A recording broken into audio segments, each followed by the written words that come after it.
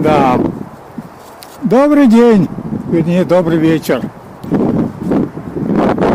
Ветрило задувает. Вороны почему-то боком летают. Странно даже, по идее, вороны боком летать не должны. Ни к добру это. Видимо, примет плохая. Если он летит, ворона, летит она боком. Почему? О как? Так это что, выходит, что я сейчас пущу, и мой самолетик тоже, кувыркаясь весело, в ближайший лес полетит в сторону Китая. Да, не хотелось бы мне этого. Но вроде как заходит, вроде как ветер должен утихать, а он нифига не утихает. Даже странно. Самолетик мой лежит в готовности. Да самолетик-то, откровенно говоря, тот, который ветров боится.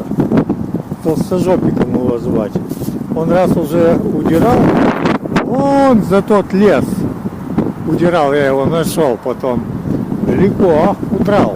Ну и вот ветром, откровенно говоря, для него капут год, смерть. Что дядя Валерий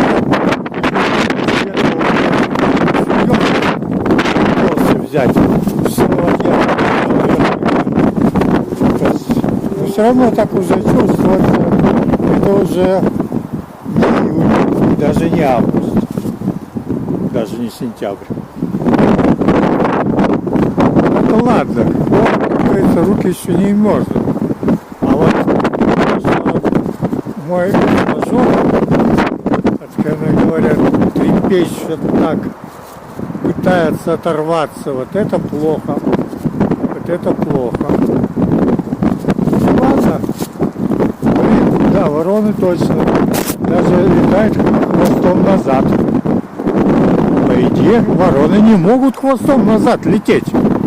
Они летают. Ну ладно, посидим еще. Выключаю. Ждем.